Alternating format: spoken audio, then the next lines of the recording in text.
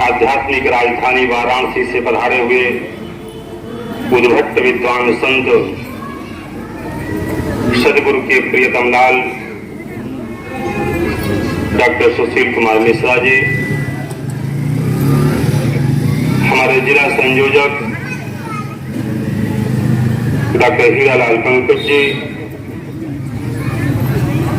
इस कार्यक्रम में अपना बहुमूल्य सहयोग देने वाले श्री सुभाष सिंह जी, विद्वान संत मास्टर सुखराम जी, हीरालाल सेठ जी, श्री राम नरेश वर्मा जी, श्री राम नरेश सिंह जी, मातृशक्ति, सभी गुरु भाई बहन तथा उपस्थित भगवत प्रेमी सज्जनों,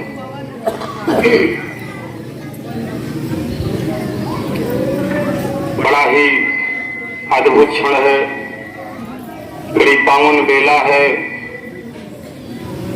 और बड़ा ही हम आप सबका उत्तम सौभाग्य है जो आज इस नवरात्र की पवित्र वेला में हम आप सभी इस पावन भूमि गौरी शंकर धाम के प्रांगण में बैठ करके ब्रह्म विद्या की सत्संग का श्रवण लाभ ले रहे हैं। मेरे बंधुओं, मेरी माताओं बहनों, मैं सबसे पहले जानना चाहता हूं यहाँ पर उपस्थित जो भी सज्जनगण हैं, कितने लोग ऐसे हैं जो इस ब्रह्म विद्या ज्ञान धारा से जुड़े हुए हैं? जरा अपना हाथ उठा दें। धन्यवाद, आप सबको कोटि नमन। और जो ऐसे भी जिज्ञासु हैं जो भी इस ज्ञान धारा से नहीं जुड़े हैं लेकिन इस सत्संग सभा में उपस्थित हैं, जरा वो भी अपना हाथ उठा दें। धन्यवाद, बहुत बहुत धन्यवाद आप सबको। आप सब भी बड़े पुण्यात्मा हैं जो इस सभा में उपस्थित हैं।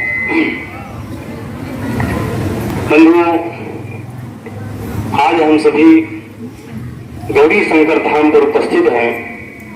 इसमें हम थोड़ा भगवान शंकर जी की तरफ अपना ध्यान आकृष्ट करते हैं और देखते हैं कि भगवान शंकर हम मानव जाति को क्या संदेश देते हैं। हम सदगुरु के बंदे हैं, हम उनका संदेश लेकर के गौरी धाम पर आए हैं, हम उनका कार्यक्रम लेकर के इस धाम पर आए हैं। और दूसरी तरफ यह जो धाम है ये गौरी शंकर धाम है। भगवान शंकर स्वयं सदगुरु की स्तुति करते हुए कहते हैं, यह शांतम नाग मध्यम नहीं कर चरणम नाम गोत्रम सूत्रम नो जातिर नो भोति पुरुषो नो नपुंसकम ना चा स्त्री ना कारम नो विकारम नहीं जन्म मरणम नास्ति पुण्यम न पापम नो तत्वम तत्वमेकम सहज समरसम सद्गुरुम तम नमामि। ऐसा भगवान शंकर जी कहते हैं। और भगवान शंकर जी कहते हैं, ध्यान मूलम गुरुर मूर्ति पूजा मूलम गुरु पदम मंत्र मूलम गुरुर वाक्यम मोक्ष मूलम गुरुर कृपा। भगवान शंकर जी कह रहे हैं कि ध्यान मूलम गुरुर मूर्तिम। हे प्रेमी आत्माओं, हे समस्त मानव जाति के लिए भगवान शंकर जी संदेश दे रहे हैं कि ध्यान मूलम गुरुर मूर्ति। ध्यान का मूल गुरु की मूर्ति है। पूजा मूलम गुरुर पदम, पूजा का मूल गुरु का चरण है। मंत्र मूलम गुरुर वाक्यम, मंत्र का मूल गुरु के शब्द है। और मोक्ष मूलम गुरु कृपा, मोक्ष गुरु की कृपा पर निर्भर करता है। गुरु जब चाहे किसी भी जीवात्मा को मुक्ति प्रदान कर सकता है।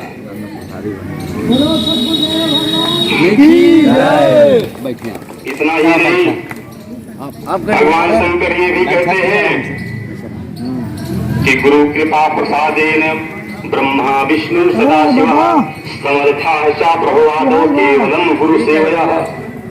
क्या कह रहे हैं भगवान शंकर कि जगत पूज्य ब्रह्मा विष्णु महेश जो हैं ये भी गुरु की कृपा से ही समर्थवान हुए हैं।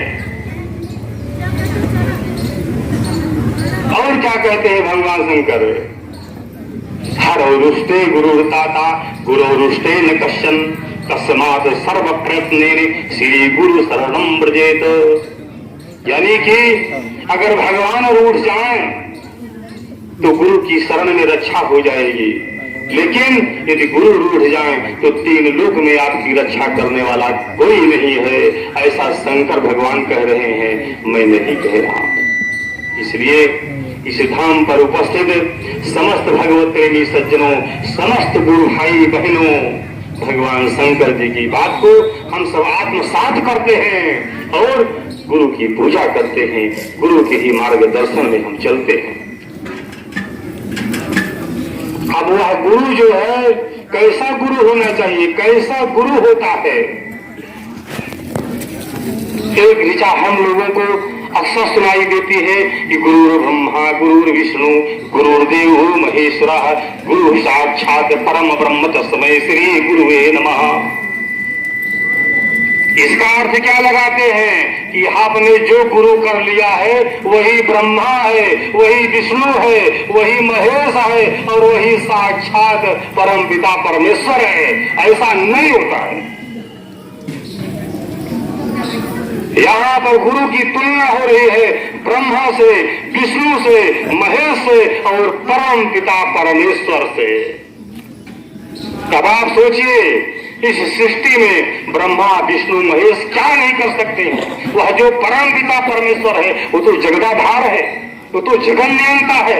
उसी के ईश्वर संकल्प से इस सृष्टि की उत्पत्ति हुई है। लेकिन ये जो ब्रह्मा विष्णु महेश हैं ये महासामर्थ्यवान महापुरुष हैं, भला ये क्या नहीं कर सकते हैं। तो हमारा जो गुरु है वो भी ऐसा होना चाहिए। अगर ऐसा नहीं है तो ये ऋचा उस गुरु पर नहीं लागू होती है। हमारे सदगुरु सदाफल देव जी महाराज जीवन पर्यंत अद्भुत लीला किए हैं। नाना प्रकार से अपने भक्तों को दर्शन दिए हैं, उनका कल्याण किए हैं, उनका उपदेश दिए हैं, उनके समक्ष प्रकट हुए हैं।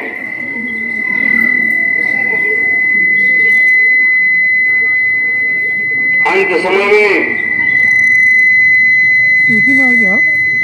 जब हमारे गुरुदेव 1954 में अपने शरीर छोड़ने का समय आया तो 6 महीना पहले बताए थे कि माघ मास शुभ मास है, अर्ध कुंभ पर्या।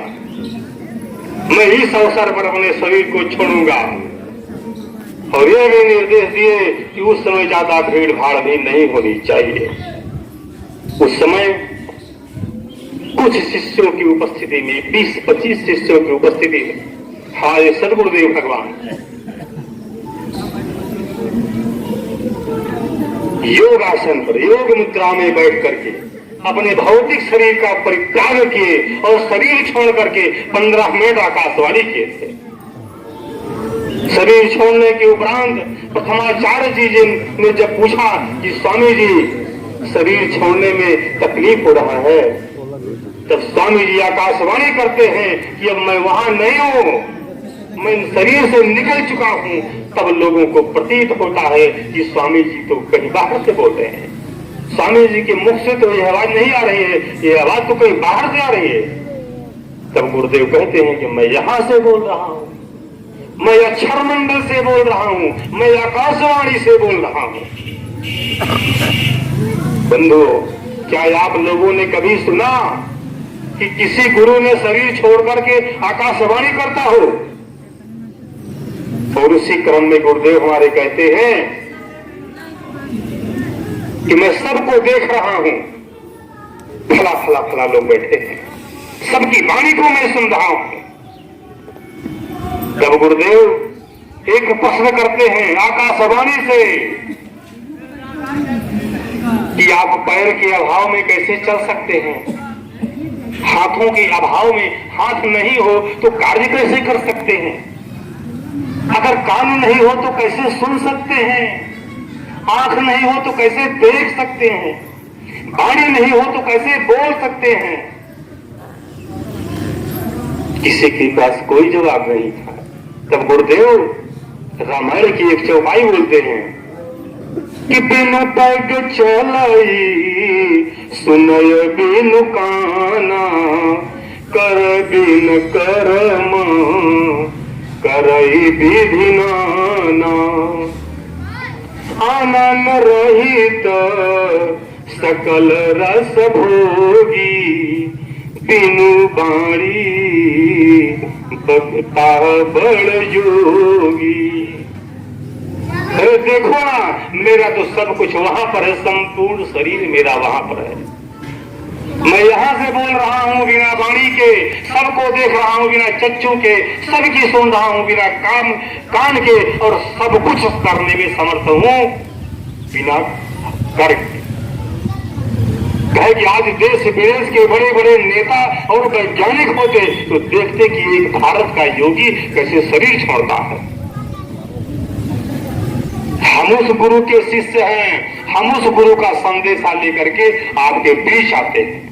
जो विद्या भगवान शंकर जी की थी, जो विद्या भगवान राम की थी, जो विद्या भगवान कृष्ण की थी, जो विद्या भगवान हनुमान जी की थी। कैसे हनुमान जी जसुर सा बदन बढ़ावा, काश दून कप रूप दिखावा, सद जो जनते ही आनंद की ना, अति लघु रूप पवन सुत लीना। कैसे छुअत शिरा भई नारी सुहाई, पाहन तेन काट कठिनाई। कैसे भगवान राम अयोध्या से विजयो, लंका से भी जो प्रांत जब अयोध्या आते हैं, सारे अयोध्यावासी एक साथ मिल पड़ते हैं कि मैं प्रभु श्री राम से मिलूंगा। तब क्या करते हैं, अमित रूप प्रकटे तत् काला, जथा योग मिले सब ही कृपाला। ये कौन सी विद्या थी? इसी विद्या का नाम है ब्रह्म विद्या, इसी विद्या का नाम है अध्यात्म विद्या, इसी विद्या का नाम है मधु विद्या, इसी विद्या का नाम है विहंगम योग। मेरे मित्रों, बड़ा अद्भुत समय है और बड़े अद्भुत आप लोग भी हैं। बड़ा पुण्य आपका उदय हुआ है।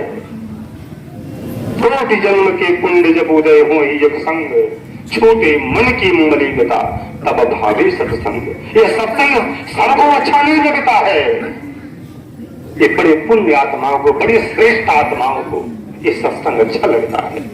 तुलसी पिछले पाप सो हरि चर्चा न सहाई, और जैसे जड़ के अंश में भूख विदा हो जाए, जैसे बुखार होने पर भूख विदा हो जाती है, वैसे जिसके सिर पर पिछले अनेक जन्मों का पाप ज्यादा होता है, उन्हें भगवान की चर्चा, उन्हें सत्संग अच्छा नहीं लगता है। आप सबको सत्संग अच्छा लगता है, आप सब सत्संग कहाँ करते हैं, इसका मतलब है, ये इस बात का प्रमाण है कि आप सब बहुत श्रेष्ठ आत्मा है, आप सब बहुत बोली आत्मा है। हम आप सबको बता देना चाहते हैं कि देखिए आज ये 18 तारीख है और ठीक 2 महीने बाद 18 दिसंबर आ जाएगा, और उस 18 दिसंबर पर बनारस की पावन धरती पर, जहां पर विश्व का एक अद्वितीय स्वर्गीय महामंदिर का निर्माण हो रहा है, वहां पर एक महासंतों का महासम्मेलन होने वाला है। और ये सम्मेलन हर वर्ष होता है, जिसे हम लोग वार्षिकोत्सव के रूप में मनाते हैं। और यह वार्षिकोत्सव हमारी अब आप सबकी एक वार्षिक परीक्षा के रूप में होती है। अब परीक्षा ये होती है कि आप पहुंचते हैं कि नहीं पहुंचते हैं। आपके उपस्थिति की परीक्षा होती है, आपके दान की परीक्षा होती है, आपके सेवा की परीक्षा होती है। कैसा ये अद्भुत संयोग है।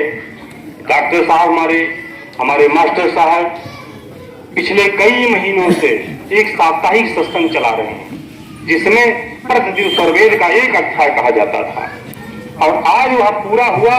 तो आज ये सत्संग एक लघु समागम का रूप ले लिया है। भगवान शंकर जी एक बात और कहते हैं कि गिरिजा संत समागम समनला